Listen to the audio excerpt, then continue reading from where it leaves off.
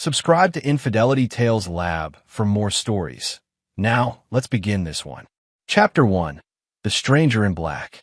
The October rain fell like accusations against the cemetery's black umbrellas. Nathan Hunter stood rigid as stone, watching his son's casket descend into the earth. 22 years. That's all Mark had gotten.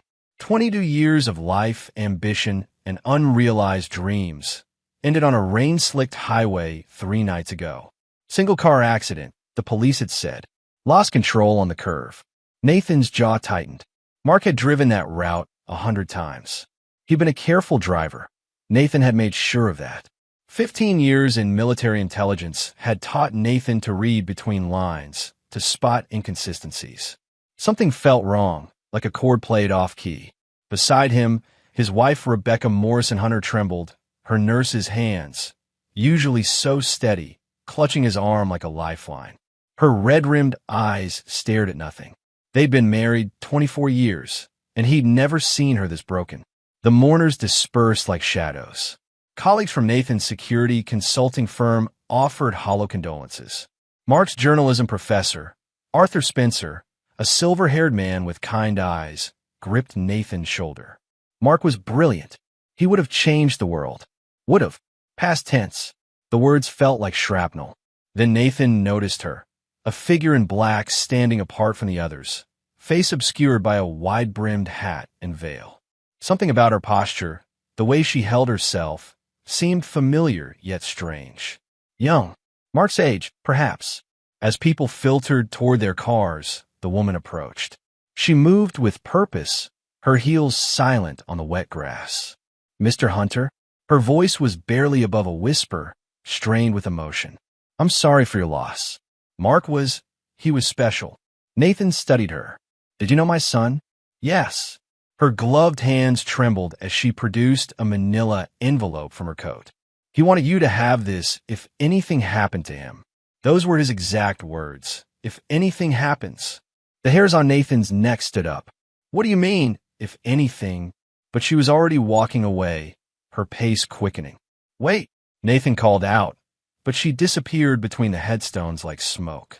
Rebecca appeared at his side, eyeing the envelope with suspicion. What is that? Nathan turned it over. His name was written in Mark's handwriting. His throat constricted. He tore it open. Inside, a single key attached to a tag with an address. 1847 Warehouse District, Unit 7B, and a note in Mark's tight scrawl. Dad, if you're reading this, I was right about everything. They're more dangerous than I thought. The key opens the truth. Trust no one. Destroy them. M. Nathan. Rebecca's voice cracked. What does it say? He showed her the note. Her face drained of color. No, she whispered. No, Nathan. Whatever this is, leave it alone. Our son is dead. I can't lose you too. Becca, promise me. She grabbed his lapels, her voice rising. Promise me you won't go there. It's probably nothing. Some story he was chasing, some conspiracy theory. Let go. Please. Nathan looked at his wife's desperate face, then at the key in his palm. Cold. Heavy. Real. I promise I'll be careful, he said, which wasn't the promise she wanted. That night, sleep wouldn't come. Nathan lay in Mark's childhood bedroom, surrounded by trophies and photographs. Mark at 8, gap-toothed and grinning. Mark at 16, tall and serious. Mark at graduation, eyes bright with purpose. They're more dangerous than I thought. At 3 a.m., Nathan dressed in dark clothes and drove across town to the warehouse district. The area was industrial, mostly abandoned at night. He found Unit 7B in a renovated building, its windows dark. The key fit perfectly. Nathan pushed open the door, hand instinctively moving to where his service weapon would have been years ago. He found a light switch. The room was a journalist's war room. Court boards covered every wall, plastered with photographs, documents, newspaper clippings, and red string connecting them all. At the center, a photograph of a handsome man in his 50s with steel gray hair and cold blue eyes. Someone had written beneath it, Dominic Tracy, the devil himself. Nathan's blood ran cold as he stepped closer. Chapter 2. The Devil's Empire. Nathan spent 4 hours in that room, his military training kicking in as he methodically cataloged everything Mark had gathered. Dominic Tracy, city councilman, real estate developer, philanthropist, on the surface, a pillar of the community. But Mark had peeled back the veneer to reveal something rotten underneath. The court boards told a story of systematic corruption spanning 2 decades. Properties purchased for pennies, then rezoned at massive profit. Small business owners forced out by mysterious fires and health violations. Witnesses who disappeared. Competitors who had fatal accidents. Nathan found Mark's laptop, password protected. He tried Mark's birthday. Nothing. Then he tried his own birthday, combined with Rebecca's. It opened. The files were meticulously organized. Mark had documented everything.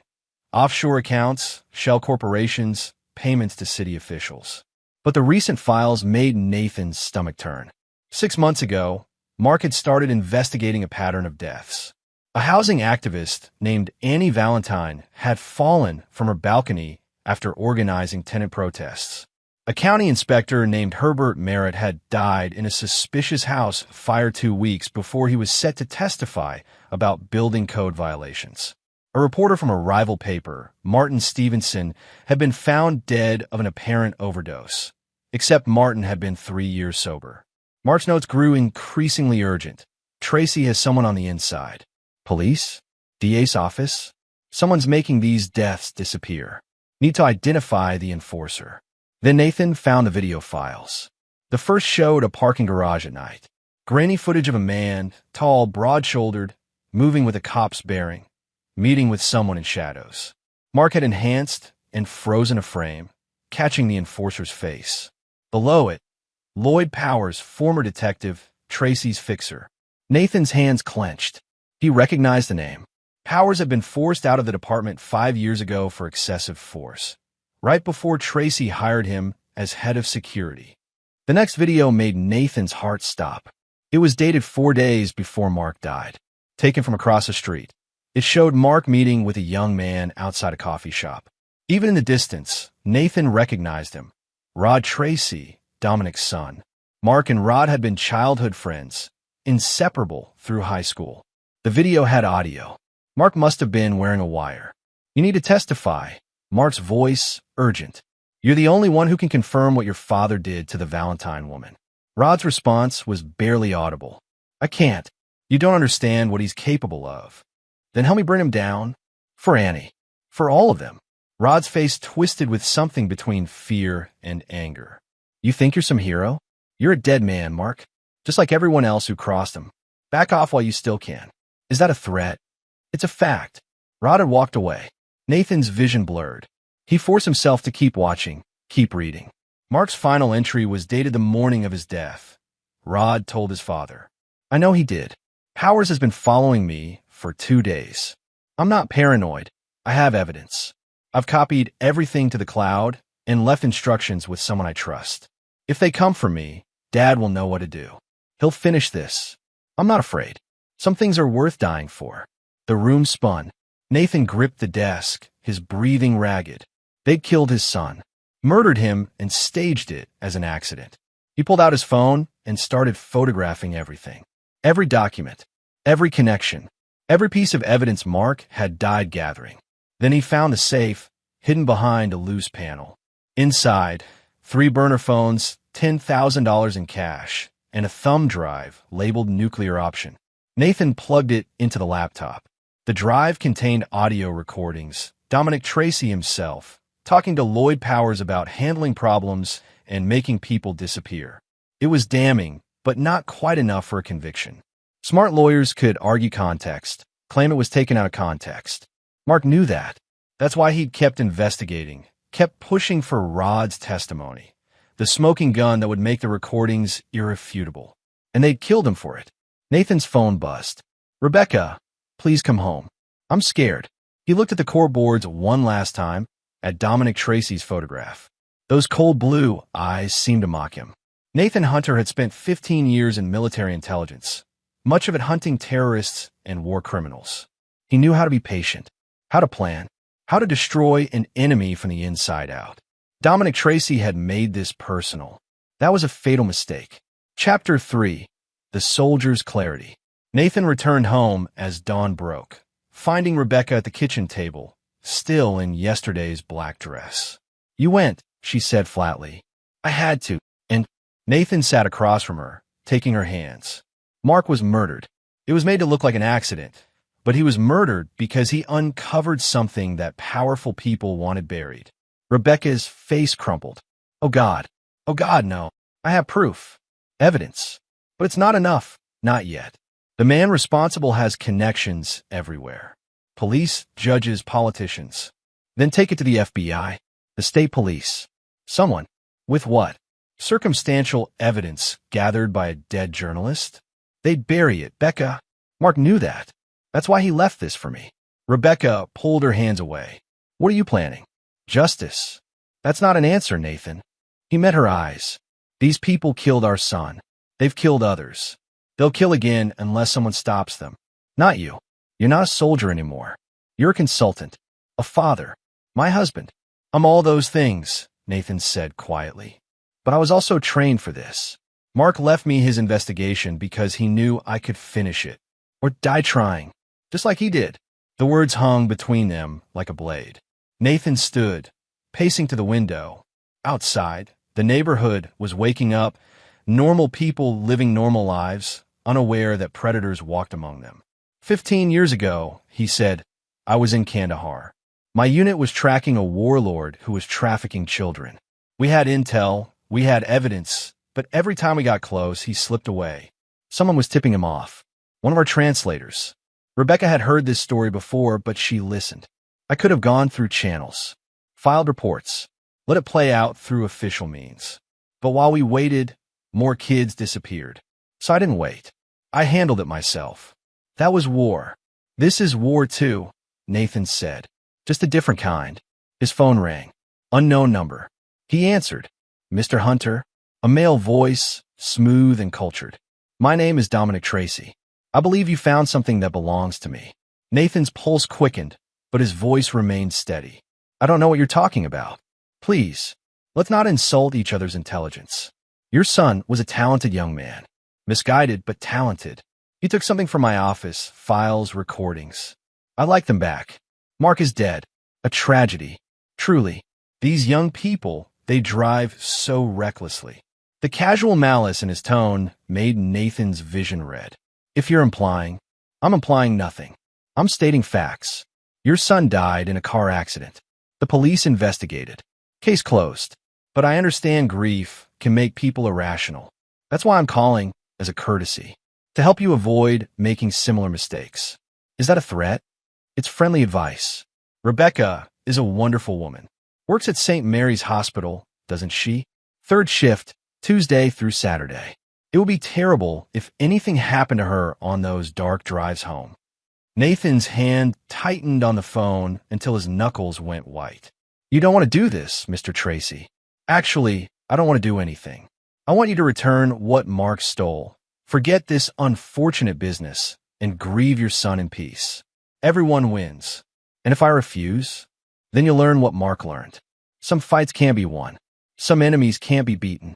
I've been doing this for 20 years, Mr. Hunter. I'm still here. Everyone who opposed me isn't.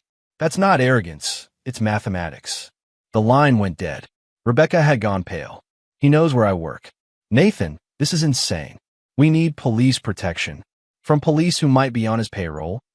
Nathan shook his head. No, we do this my way. Your way gets you killed. Maybe. Or maybe I'm better at this than he thinks. Nathan pulled out his phone and dialed a number he hadn't called in 3 years. It rang 4 times before a gruff voice answered. This better be good. Austin, it's Nathan. I need your help. A pause. Hunter? Shit, man. I heard about Mark. I'm sorry.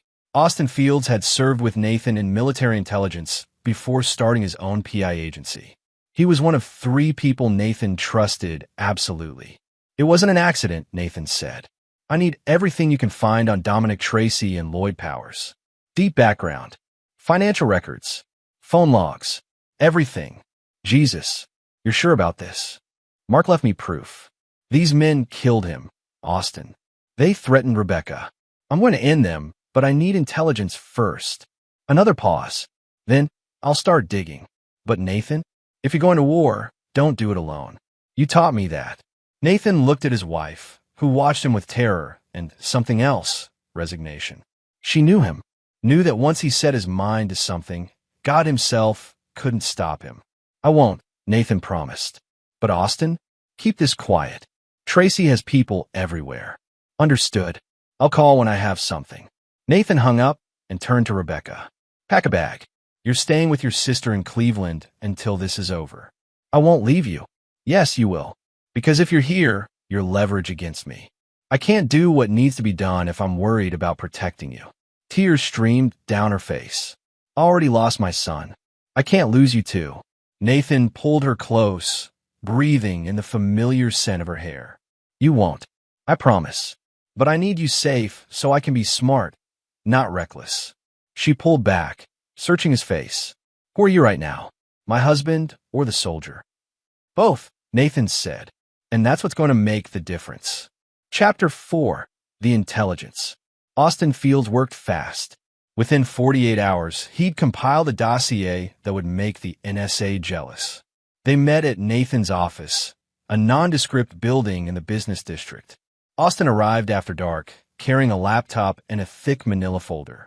You look like hell, Austin observed, setting down his gear. Nathan hadn't slept properly in days. What did you find? Austin opened the laptop, pulling up financial records. Dominic Tracy is a ghost wrapped in legitimacy. On paper, he's worth about $40 million. Real estate, investments, consulting fees. But when you dig deeper, he pulled up offshore accounts. The real number is closer to $300 million. Money laundered through shell corporations in the Caymans, Luxembourg, Singapore. From what? Everything illegal you can imagine. Protection rackets, bribery, contract fixing. He doesn't get his hands dirty personally. That's where Lloyd Powers comes in. Austin pulled up a photograph of Powers, a brick of a man with a shaved head and dead eyes. Ex-cop like you suspected. But here's the interesting part. Powers was investigated twice for excessive force. Both times, witnesses recanted. Both times, the investigators were transferred to dead-end assignments within 6 months. Tracy's reach, Nathan muttered. It gets worse. Powers has been present at or near the scene of every suspicious death connected to Tracy's business interests. But he's smart, never leaves evidence, always has alibis. He's a professional. Nathan studied Powers' face. What's his weakness? Arrogance. He thinks he's untouchable. Also, Austin pulled up bank records. He's greedy. Tracy pays him well, but Powers has been skimming. Small amounts, hard to trace, but it's there. He's planning an exit strategy. Can we use that? Maybe. But there's another angle. Austin pulled up a photograph of Rod Tracy, Dominic's son. 24, handsome in the way wealthy young men are, with his father's cold eyes. Rod was Mark's friend, Nathan said. Was being the operative word. Rod graduated from Yale 2 years ago, came back to work for Daddy's company. But according to my sources, the relationship is complicated. Rod resents his father's methods, but lacks the spine to oppose him. He drinks too much, parties harder. He's weak. Mark tried to flip him, and failed. But maybe you'll have better luck. Rod's guilt is eating him alive. I found therapy bills and arrest for drunk and disorderly that Daddy made disappear. The kid's cracking. Nathan absorbed this. In military intelligence, you identified pressure points and exploited them. Rod was a pressure point. What about Arthur Spencer? Nathan asked. Mark's journalism professor. Austin pulled up another file. Clean. Devoted to his students. Been teaching investigative journalism for 20 years. He knew Mark was working on something big, but not the details. I think you can trust him. And the woman at the funeral? The one who gave me the envelope. Austin's expression shifted. That took some digging. Her name is Leah Boyer. She was Mark's girlfriend, secret girlfriend. They met in a journalism seminar last year. She knew everything, Nathan. She was his confidant, his research partner. She's the one who helped him set up that safe house. Nathan's chest tightened. Mark had a girlfriend, had loved someone, and Nathan had never known. Where is she now? Hiding. She's terrified. When Mark died, she went underground. Quit her job, moved out of her apartment. She thinks Tracy's people might come for her next. We need to find her. She might know things Mark didn't document. Already on it. I have a line on where she might be. But Nathan, Austin's voice turned serious. What exactly are you planning here? Because if you're thinking about killing these people, that's not something I can help with. Nathan met his friend's eyes. I'm not going to kill anyone. Then what? I'm going to destroy them. Everything they've built, everyone who protects them. I'm going to dismantle their empire piece by piece and make sure they spend the rest of their lives in prison. Mark wanted justice, not revenge. I'm going to give him both. Austin studied him for a long moment. You got a plan? I'm working on one, but I need more intel first.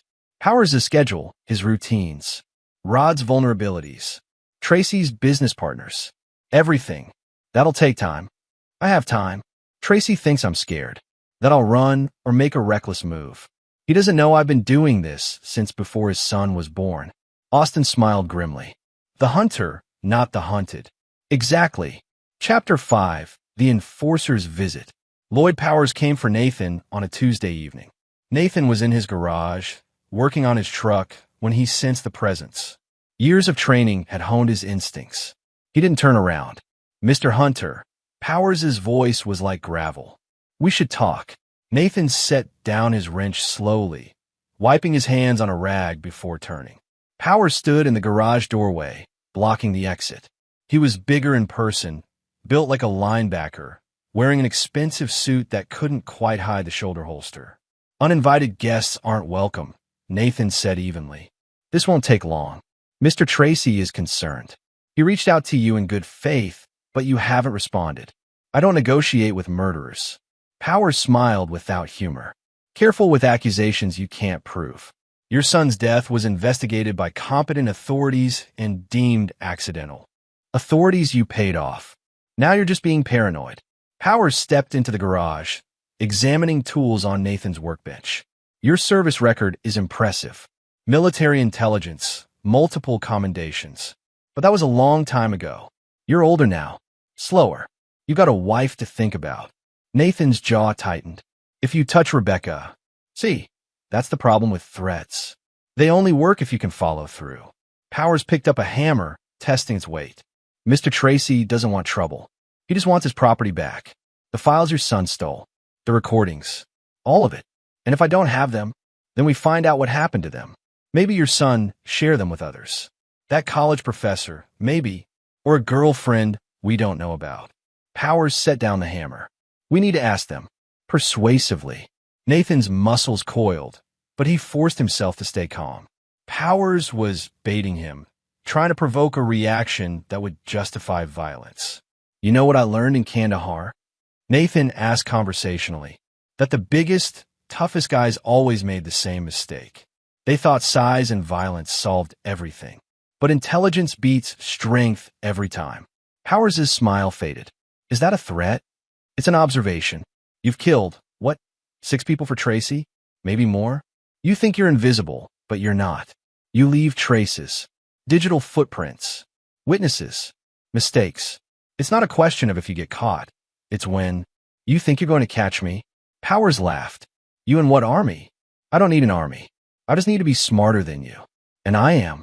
Something dangerous flashed in Powers' eyes. He stepped closer, and Nathan recognized the body language. A predator measuring prey. Let me make something clear, Powers said softly. I've broken men like you. Made them beg. Made them watch while I hurt the people they loved. Your son? He cried at the end. Called for his mommy. Nathan's vision went red, but his voice remained deadly calm. You just made a mistake. What's that? You confirmed you killed him. I've been recording this whole conversation. Powers' hand moved toward his gun, but Nathan was faster. He grabbed the hammer from the workbench and swung it in one fluid motion, connecting with Powers' wrist. The crack of bone was audible. Powers' gun clattered to the concrete floor. Powers roared, swinging with his good hand. Nathan ducked, using the bigger man's momentum against him, driving him into the workbench. Tools scattered. You're dead. Powers snarled, trying to get his hands around Nathan's throat. But Nathan wasn't the man he'd been at 45. He'd stayed sharp, stayed trained. He drove his elbow into Powers' solar plexus, following with a knee to the groin. Powers doubled over, and Nathan swept his legs, sending him crashing to the floor. Nathan scooped up the fallen gun, pointing it at Powers' head. "You're going to listen carefully," Nathan said, breathing hard. "I don't want Tracy's files. I want everything. His empire, his money, his freedom. And I'm going to take it all. You can help me, or you can go down with him." Powers spat blood. "You're insane." "Maybe, but I'm also the guy holding the gun." Nathan pulled out his phone with his free hand, showing the recording app. "This entire conversation is backed up to the cloud. You confessed to murder. If anything happens to me, it goes straight to the FBI." Powers' face went white. "Tracy will kill me if I turn on him. Tracy's going to prison. The question is whether you join him or cut a deal." Nathan lowered the gun slightly. "I'm giving you 72 hours to think about it. After that, the recording goes public and you're on your own." He tossed Powers' gun into a bucket of oil. "Get out and tell your boss I'm coming for him." Powers climbed to his feet, cradling his broken wrist. Hatred blazed in his eyes, but also something else, fear. After Powers left, Nathan locked the garage and went inside. His hands were shaking, not from fear, but from adrenaline. He called Austin. "It's starting. Powers came for me. I got him on tape confessing to Mark's murder." "Jesus, you okay?" "Better than him. But we need to move faster now. Tracy knows I'm not backing down. I found Leah Boyer. She's in a motel across town, registered under a fake name. She'll meet with you tomorrow." Nathan closed his eyes. "Good, because we're going to need her testimony." After hanging up, he listened to the recording of Powers' confession. The man's voice, cold and cruel. "Your son?" He cried at the end. Nathan saved the file, backed it up 3 different ways. Then he opened Mark's investigation files and began planning the endgame. Chapter 6. The Broken Heir. The coffee shop was nearly empty when Nathan arrived.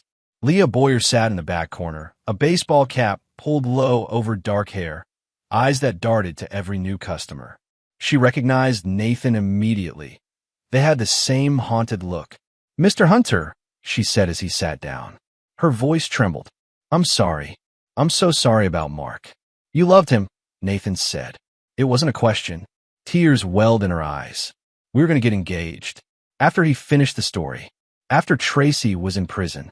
We had plans." Nathan's throat tightened. "Why didn't he tell us about you?" "He wanted to, but he was afraid that if Tracy found out, they'd use me as leverage. That's why we kept it secret. That's why I gave you the envelope at the funeral instead of just coming to your house." "Tell me what happened." "The night he died." Leah wrapped her hands around her coffee cup. "He called me around 9 p.m. Said he was meeting Rod Tracy one last time, trying to get him to testify. He sounded scared but determined. I told him not to go alone, but he said Rod would only talk to him. That was the last time I heard his voice. Rod set him up." "Yes. I don't know if Rod knew what his father would do, but he told them about the meeting." 2 hours later, Mark was dead. Nathan pulled out his phone, showing her the recording of Powers' confession. She listened, her face going pale, then crumpling with grief. "That monster," she whispered. "That fucking monster. I'm going to make him pay. All of them. But I need your help." Leah looked up, wiping her eyes. "Anything. What do you need?" "Rod Tracy is the weak link. He's drowning in guilt, drinking himself to death. If we can flip him, get him to testify against his father, the whole empire crumbles. Rod's a coward. He won't do it. Not willingly. But what if he thought he had no choice? What if he thought betraying his father was the only way to save himself?" Leah's eyes narrowed. "What are you planning?" Nathan laid out his strategy. It was risky, maybe illegal, but it would work. It had to. Rod Tracy's apartment was in the expensive part of downtown. Nathan waited in the parking garage until Rod stumbled in around 2 a.m., clearly drunk. "Rod Tracy," Nathan called out, stepping from the shadows. Rod spun, nearly falling. "Ooh, Hunter?" "Nathan Hunter." His eyes widened. Oh, fuck, I didn't." "You didn't what?" "Didn't know they'd kill him? Didn't mean for your best friend to die." "I didn't. I swear, I just told my dad that Mark was asking questions. I didn't know what he'd—" Rod's voice broke. "I'm sorry. God, I'm so sorry." Nathan advanced, and Rod backed against his car. "Sorry doesn't bring him back." I know. I wanted to kill myself every day since. I should have helped him. I should have been brave like Mark. But you weren't. You chose your father over your friend. My father would have killed me, too. Rod shouted. You don't know what he's like, what he's capable of. I've seen things. He slid down against the car, sitting on the concrete. I've seen terrible things. Nathan crouched beside him. Then help me stop him. Rod laughed bitterly. You're going to stop Dominic Tracy? He owns half this city. Judges, cops, politicians. Not anymore. I have Powers' confession on tape. I have Mark's evidence. What I need is someone on the inside. Someone who can testify to what Dominic Tracy really is. He'd kill me. He's going to kill you anyway, Nathan said bluntly. You think he doesn't know you're a liability? That you drink too much, talk too much? The moment you become inconvenient, Powers will make you disappear, just like the others. Rod's face went ashen. He wouldn't. I'm his son. Annie Valentine had a son. So did Herbert Merritt. Dominic Tracy doesn't care about family. He cares about power and control. You're just another tool to him. Rod was silent for a long moment. Even if I wanted to testify, he'd have me killed before I reached a courtroom. Not if we do this right. I have friends in the FBI who aren't on your father's payroll. We build an ironclad case, get you into protective custody, and bring down the whole organization at once. I don't know. Nathan pulled up a photo on his phone. Mark at graduation, smiling, full of life and hope. My son believed people could be better than their worst moments, that they could choose redemption. He believed that about you, even after you betrayed him. Prove he wasn't wrong. Rod stared at the photo, tears streaming down his face. What do I have to do? Chapter 7. The Trap Springs. Nathan spent the next week orchestrating what he privately called Operation Reckoning. Every piece had to fall into place perfectly. Austin Fields worked his contacts in the FBI, finding Agent Calvin Chambers, a straight arrow who'd been trying to build a case against Tracy for years but lacked evidence.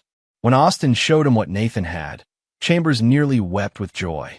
This is a RICO case prosecutor's wet dream, Chambers said, spreading out Mark's evidence across his conference table. Racketeering, murder, corruption, money laundering. We can seize every asset, flip every co-conspirator. How long until you can move? Nathan asked. Give me 2 weeks to build the paperwork. We'll need warrants for everything.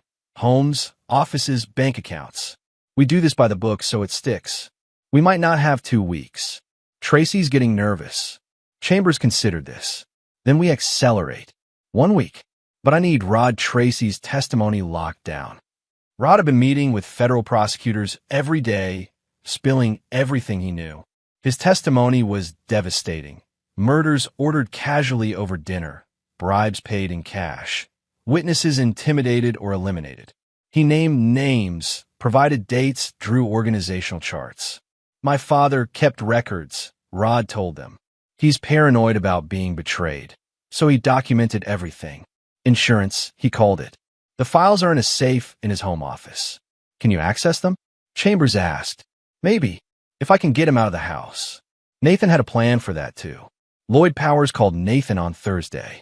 I'm in. What changed your mind? Nathan asked. I'm not going to prison for that bastard. You were right. I've been skimming, planning my exit. But if Tracy goes down, he'll take me with him out of spite. So yeah, I'll testify. I'll give you everything. But I want immunity and witness protection. Agent Chambers is willing to deal. One condition. I get to watch Tracy's face when he realizes I turned on him. Nathan smiled coldly. I think that could be arranged. The trap was set. Friday night. Nathan called Dominic Tracy from a burner phone. This is getting tedious, Mr. Hunter, Tracy said. I told you. I have Powers' confession. I have your son's testimony. I have bank records, communications, everything. It's over, Tracy. A pause. Then laughter. You're bluffing. Lloyd would never betray me. And Rod is too weak to testify. Check your office safe. The one where you keep your insurance files. You'll find it empty. Rod's been very helpful. Nathan heard something crash in the background. You son of a bitch. I'll kill you. I'll kill everyone you've ever loved. No, you won't. Because in about 30 seconds, FBI agents are going to arrest you for murder, racketeering, and about 15 other felonies. I just wanted you to know, my son was smarter than you, braver than you, and even dead, he beat you. Nathan hung up. Through binoculars, he watched from across the street as FBI vehicles swarmed Tracy's mansion. Agents in tactical gear breached the doors. Inside, Tracy was dragged out in handcuffs, screaming about lawyers and rights. Rod stood with Agent Chambers, watching his father taken down. The young man's face showed relief and grief in equal measure. Lloyd Powers was arrested at his apartment minutes later. He went quietly, knowing cooperation was his only play. Over the next 48 hours, the operation expanded. Warrants were executed across the city. Bank accounts frozen. Associates arrested. Tracy's entire empire dismantled in a coordinated strike that had the precision of a military operation. Because it was. Chapter 8. The Reckoning. The trial lasted 6 weeks. Nathan attended every day, sitting in the front row where Dominic Tracy could see him. Every time their eyes met, Nathan saw the same thing: impotent rage. The prosecution's case was overwhelming. They had everything: Powers' testimony about murders committed on Tracy's orders, Rod's inside knowledge of the organization's structure, Mark's meticulously documented evidence, financial records showing money laundering, recorded conversations proving conspiracy. Tracy's lawyers tried everything. They attacked witnesses' credibility, claimed evidence was illegally obtained, argued entrapment. Nothing worked. The jury deliberated for 4 hours. Guilty on all counts. The judge, an elderly woman named Carolyn Maxwell, who'd watched her city corrupted for years, showed no mercy during sentencing.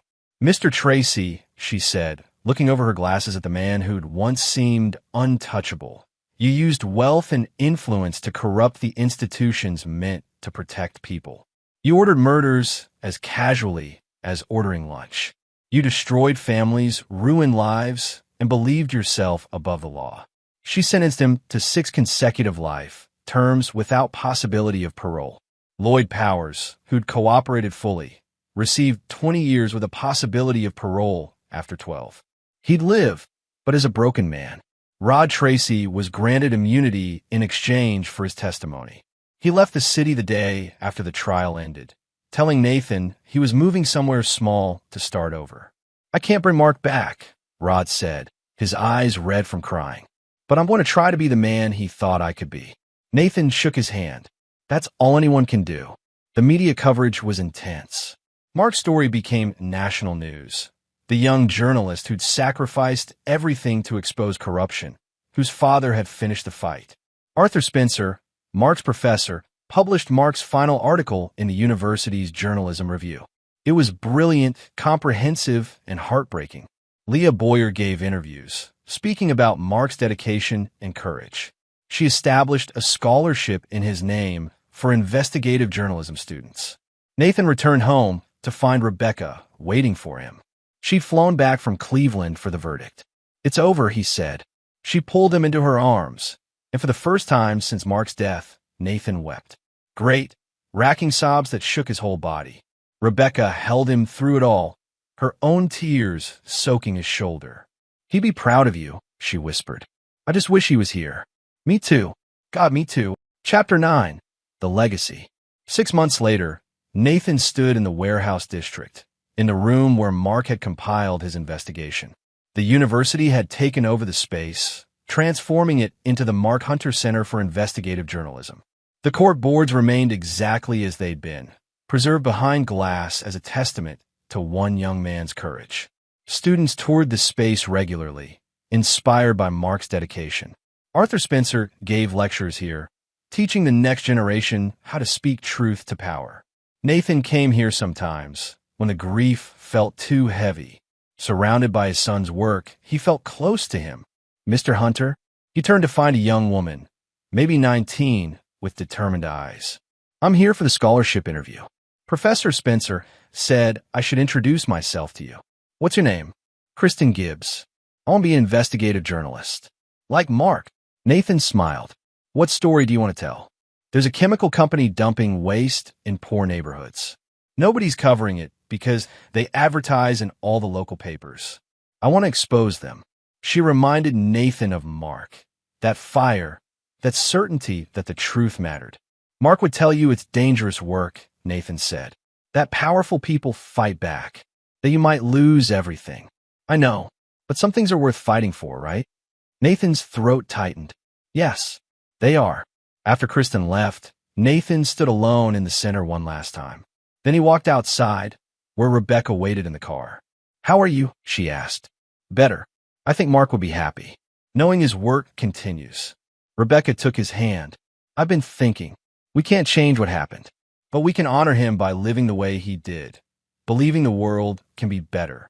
Nathan looked at his wife, this woman who'd endured so much loss yet remained kind, remained hopeful. "I love you. I love you too."